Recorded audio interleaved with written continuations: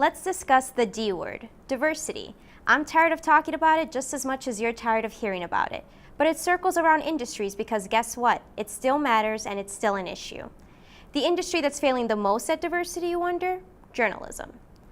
According to the American Society of News Editors, some of the biggest newsrooms have put diversity on the back burner because they are more focused on moving forward in the future with their companies. If only they recognize diversity is the future.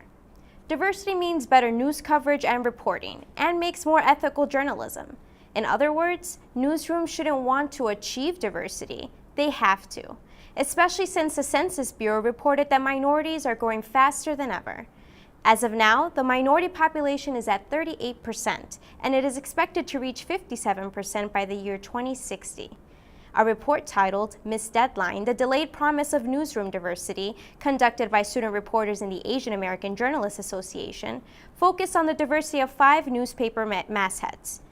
Minorities accounted for 1 out of 11 mastheads at the Washington Post, 3 out of 18 mastheads at the New York Times, 1 out of 5 in NPR, 3 out of 14 at the Chicago Tribune, 1 out of 14 at the Los Angeles Times.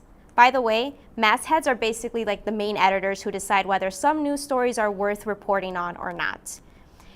They basically run the whole business. And when it comes to staff, forget it. ASNE reported that minorities only account for 22.4% of television news, 13% of radio news, and 13.34% at daily newspapers. I'll ask you this. Will a white reporter always pitch an idea or issue to tackle about a minority community? Will the white editor-in-chief always deem the issue worthy to report on? Identifying with minority issues grants more than just basic awareness. It instills a driving force that seeks news stories to address those issues. But I don't want to see a white reporter identify with issues like Black Lives Matter or police brutality. So hire more minorities. But perhaps minorities will have to result in creating their own news platforms they can identify with, like Telemundo.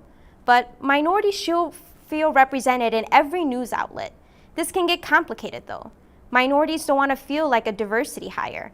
And I'm personally tired of reading students of color encouraged to apply when it comes to journalism internships. But these are the facts right now. And we might need to push through that diversity goal until we create the ultimate dream, inclusion. I'm Sajid Al-khzaleh, News in Color.